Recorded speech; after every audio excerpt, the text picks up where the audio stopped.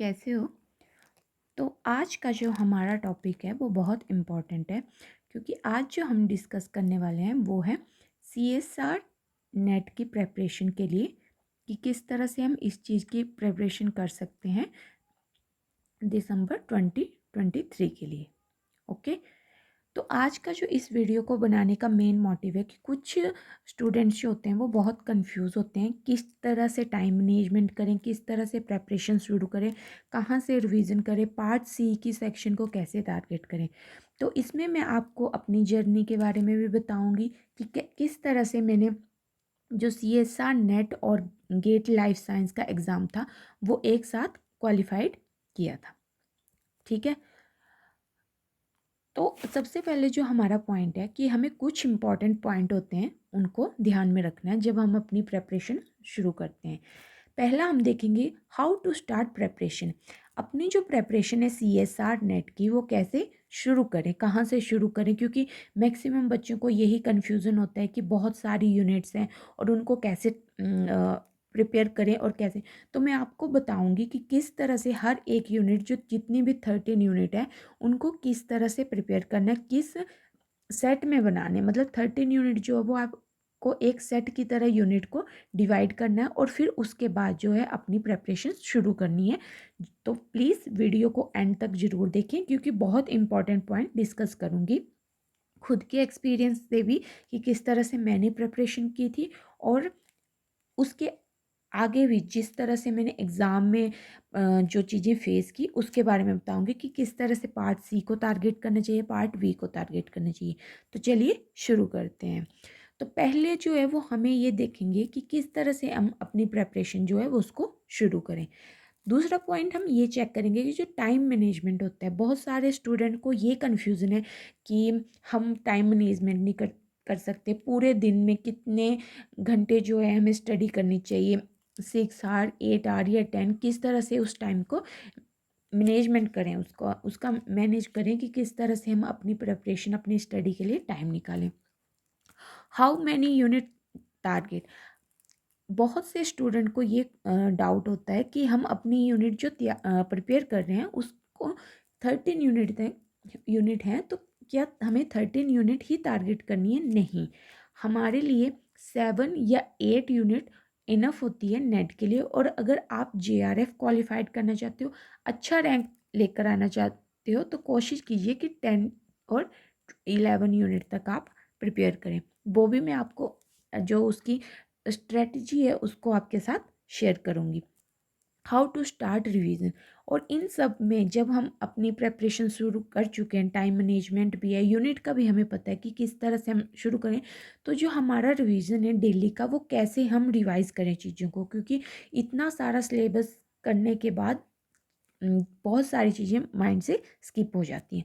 How to apply your knowledge. आपने अब तक जितनी भी प्रेपरेशन की है, 13 यूनिट में से 11 यूनिट, 10 यूनिट या 8 यूनिट, जो भी आपका टारगेट है, अगर वो आपने अपनी यूनिट कर ली हैं पूरी, उनकी थ्योरी जो है आपने अलग अलग बुक्स से या अलग अलग लेक्चर सीरीज से, जिस भी जहाँ से भी आप अपनी प्रेपरेशन शुरू कर रहे हैं, अगर वो कंप्लीट हो गई है, तो उससे जो आपको नॉलेज मिला है उसको आप कैसे अप्लाई करें, कहाँ चेक करें अपना नॉलेज की। जो हमने वीडियो बनाई है वो बिल्कुल इससे रिलेटेड ही है।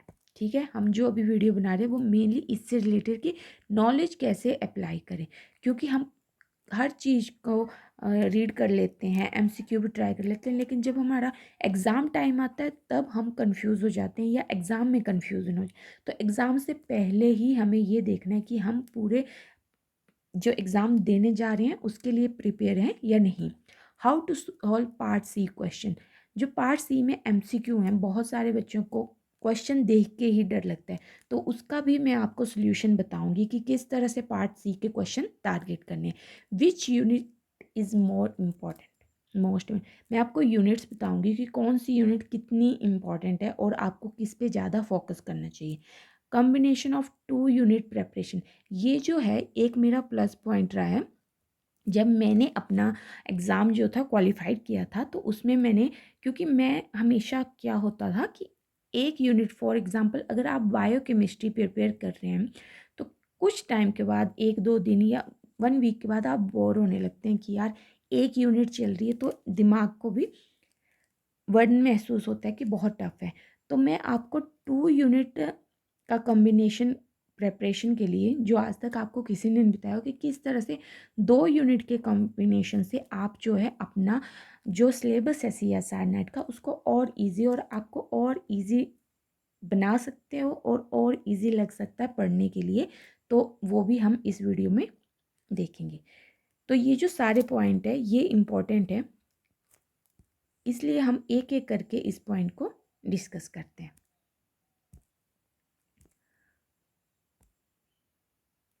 ये मेरा GATE and CSR UGC NET का एग्ज़ाम जो हुआ था उसमें मेरा रैंक है, एंड मैंने एक साथ दोनों प्रिपेयर किए थे।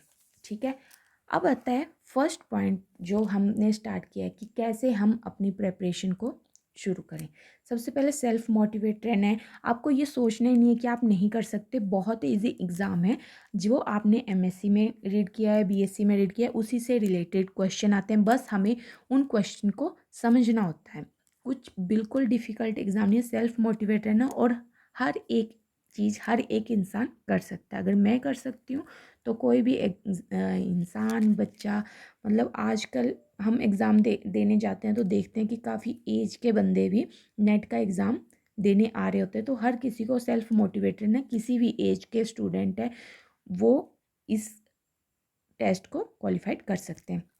Print copy of syllabus in your hand before start preparation of exam. जो सिलेबस होता है 13 यूनिट का, बायोकेमिस्ट्री जितनी भी हमारी 13 की 13 यूनिट है, उसका सिलेबस जो है वो आपके पास प्रिंटेड कॉपी होनी चाहिए, ताकि जब आप कोई भी टॉपिक प्रिपेयर करें, कोई भी यूनिट प्रिपेयर करें, तो आपको पता हो कि किस यूनिट में कौन सा टॉपिक है।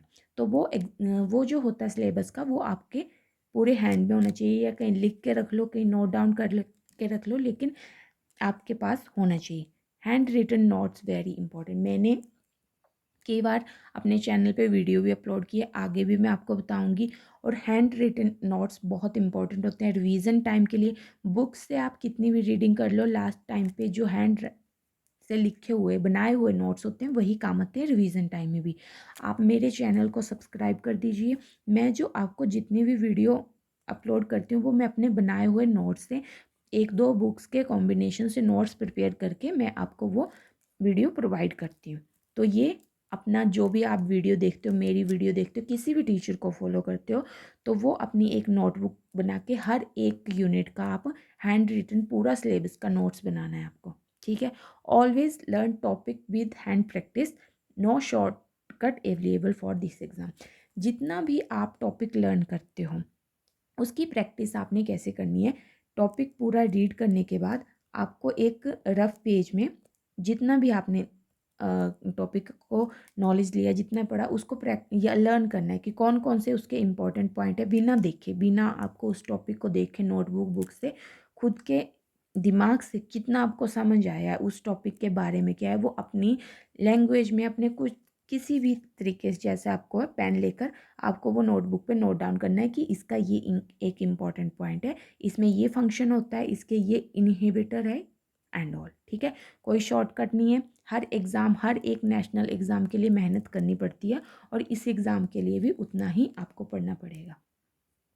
ठीक है, सेकंड इज़ टाइम मैनेजमेंट। अब टाइम मैनेजमेंट कैसे करें, ये जो मैंने आपको टाइम मैनेजमेंट का पॉइंट दिए हैं ये मैंने अपने दिए हैं, क्योंकि जब मैंने पेपर को दिया था, क्वालिफाइड किया था, तो मैंने ये अपना टाइम टेबल फॉलो किया था। तो यही टाइम टेबल मैं आपको शेयर करूँगी, मे बी आपको हेल्प कर ले, क्योंकि कुछ स्टूडेंट को अपना टाइम टेबल नहीं सेट करने आता।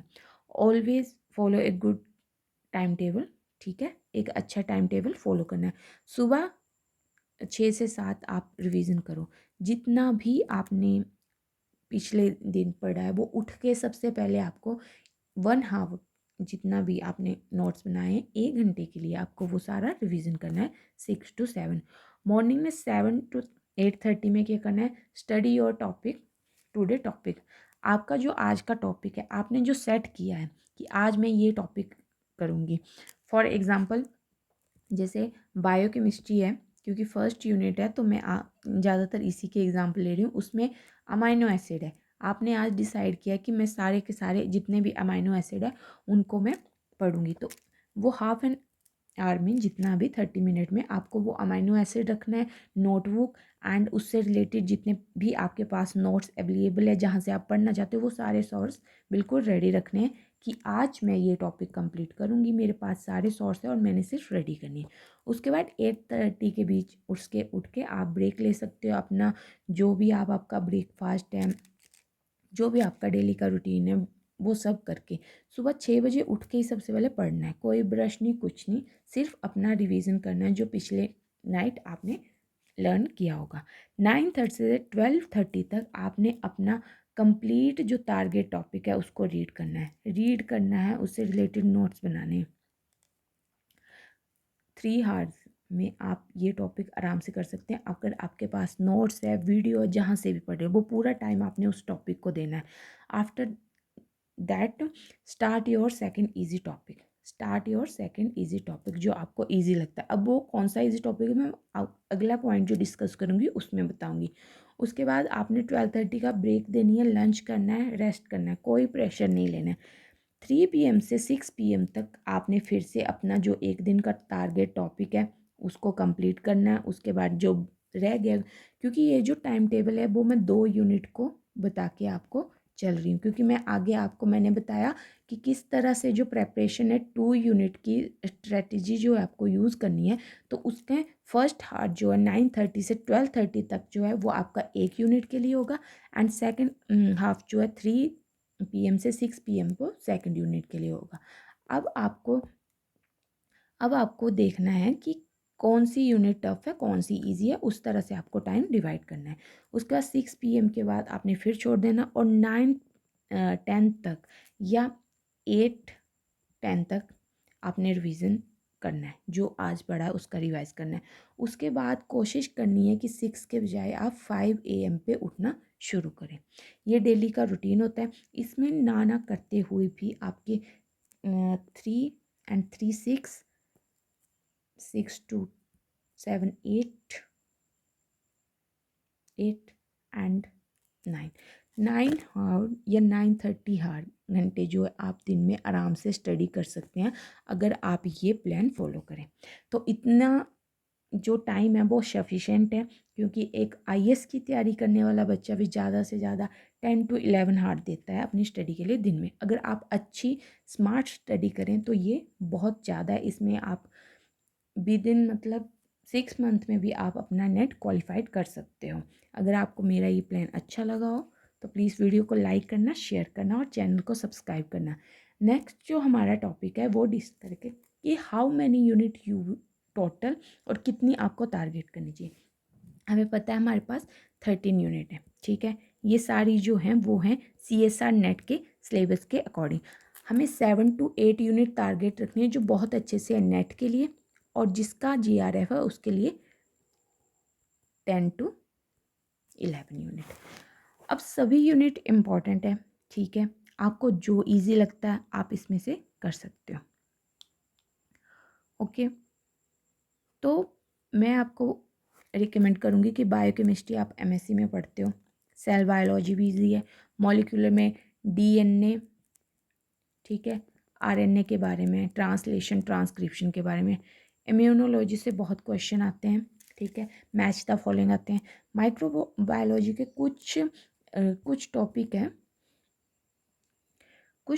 हैं जो माइक्रोबायोलॉजी के कुछ टॉपिक है जो मैं वीडियो में कवर करवाऊंगी आपको, तो आप मेरे चैनल को फॉलो करते रहना। वो इम्पॉर्टेंट टॉपिक ही करेंगे जो कि इम्पॉर्टेंट है, जहाँ से क्वेश्चन बनते हैं।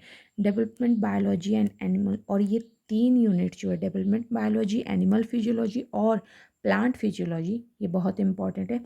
Genetic diversity of life, evolution and ecology, cell communication. इससे आपको जो यूनिट इजी लगती है उसमें से इतनी यूनिट आप टारगेट कर सकते हैं, ठीक है। अब जो है मैं आपको जो मैंने 2 यूनिट का जो प्रेपरेशन मेथड है उसके बारे में बताऊंगी। सबसे पहले how to apply your knowledge and solve part C question. More and more MCQ आपको प्रैक्टिस करनी है। पार्ट सी के लिए सबसे अच्छी ट्रिक है, जो प्रीवियस ईयर के क्वेश्चन पेपर हैं उनको लीजिए। पार्ट सी में क्या होता है, पार्ट सी पार्ट बी से बहुत इजी होती है, बहुत ज़्यादा इजी होती है। पार्ट बी में अगर यही है कि आपको क्वेश्चन आता है तो विद इन 30 सेकेंड में आप आंसर दे सकते हो। अगर आपको क्वेश्चन नहीं आता है तो चाहे आप उसके ऊपर 5 मिनट 10 मिनट लगा दो, उसका आंसर नहीं मिलेगा। लेकिन पार्ट सी में बहुत से हिंट होते हैं, बहुत से लिंक होते हैं। फॉर एग्ज़ाम्पल, पार्ट सी का कोई क्वेश्चन है और आपको ऑप्शन दिए हैं 1 2 3 एंड 4। किसी भी क्वेश्चन में ऑलवेज है, ओनली है, ठीक है, ऑलवेज या ओनली है, तो ये स्टेटमेंट ऑलवेज रॉन्ग होगी। सबसे पहला हिंट, क्योंकि इसमें तो ऑप्शन में ही आता है ना। ऐसे आपको 4 स्टेटमेंट दे दी जाएंगी और उसमें ऑप्शन दे जाए कि बताइए 1 2 3 या 2 3 4 4 3 2 कौन सी सही होगी।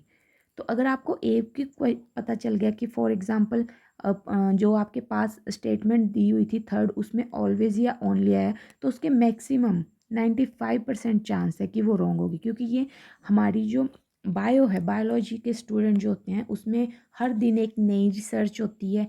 तो हम ये नहीं कह सकते कि ऑलवेज ही ऐसी चीज़ होगी या सिर्फ इसी में ही होगी, क्योंकि हर एक रिसर्च में डिफरेंट डिफरेंट रिजल्ट निकले।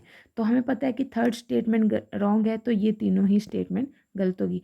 इट्स मीन जो फोर्थ स्टेटमेंट है ये ठीक होगी।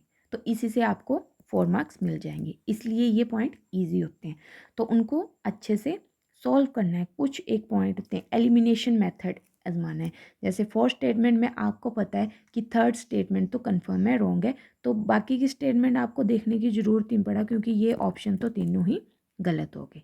ये ट्रिक होती है पार्ट सी की। छोटी छोटे हिंट्स जो होते हैं पार्ट सी में, वो हमें ध्यान में रखने होते हैं, ठीक है। और जितने MCQ आप प्रैक्टिस कर पाओ उतने करने।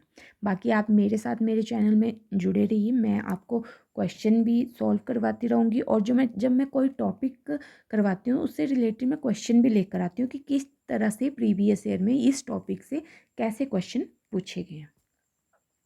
उसके बाद है 2 यूनिट मेथड, जो मैंने आपको बताया।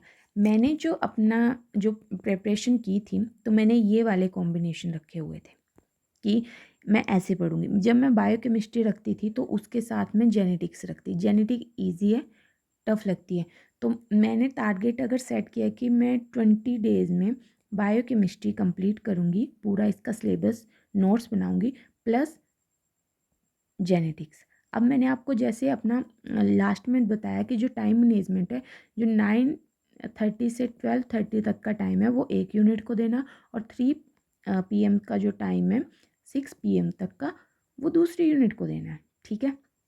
अब आप देख सकते हो 3 हार इसके लिए 3, तो आप सुबह के टाइम ज़्यादा एक्टिव होते हो तो आप टफ वाली यूनिट को वो 3 घंटे दीजिए। शाम के टाइम आप थोड़े थक जाते हो, थोड़ा पढ़ने का दिन नहीं होता, तो जो इजी यूनिट है उसको दीजिए। और 20 डेज़ रखिए कि हमने ये दोनों यूनिट एक साथ ख़त्म करनी है। जब इससे बोर हो जाए तो इसका कोई टॉपिक, इंटरेस्टिंग सा टॉपिक पढ़ लो, अगर इससे बोर हो जाए तो इसको कर लो, रिवीजन साथ साथ में चल। ऐसे जो 20 डेज़ में आपने ओनली बायोकेमिस्ट्री क्या सोचा था कि हम इसको कंप्लीट करेंगे, वो जेनेटिक्स भी उसके साथ कंप्लीट हो जाएंगी। वैसे सेल बायोलॉजी के साथ मैंने ली थी डाइवर्सिटी ऑफ लाइफ, इम्यूनोलॉजी के साथ मैंने ली थी माइक्रोबायोलॉजी, क्योंकि थोड़े बहुत सेम हो जाते हैं इससे बैक्टीरिया वगैरह के रिलेटेड।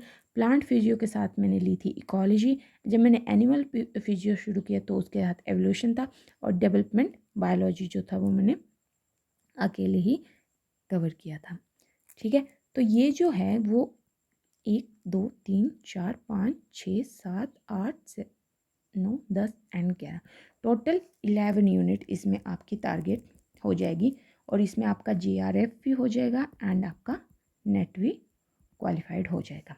तो ये था 2 यूनिट कॉम्बिनेशन मेथड। तो इस तरह से मैंने कुछ अपनी जो प्रेपरेशन की थी उससे मैंने अपना गेट एंड नेट एक साथ क्वालिफाइड किया था आफ्टर लॉकडाउन। तो अगर आपको ये वीडियो अच्छी लगी, हेल्पफुल लगी, तो मेरे चैनल को प्लीज़ सब्सक्राइब करना। और बहुत सी वीडियो आने वाली है। अभी जो है हम सीरीज़ शुरू करें प्लांट फिजियो की। प्लांट फिजियो में सबसे पहले हम कवर करेंगे सेकेंडरी मेटाबोलाइट जो होते हैं, जिसमें टर्पिन, फिनोलिक कंपाउंड या नाइट्रोजन कंटेनिंग कंपाउंड जो होते हैं उनको कवर करेंगे। उसकी वीडियो बहुत जल्दी आएगी और ऐसे ऐसे हर एक यूनिट का इंपॉर्टेंट टॉपिक जो है वो आएगा, क्योंकि सेकेंडरी मेटाबोलाइट से हर साल क्वेश्चन आते हैं। मैं हर एक टॉपिक के साथ उससे रिलेटेड जो क्वेश्चन आया है वो भी आपको करवाऊँगी। तो प्लीज़ मेरे साथ जुड़े रहिए, चैनल को सब्सक्राइब कीजिए और वीडियो को शेयर कीजिए। Thank you so much.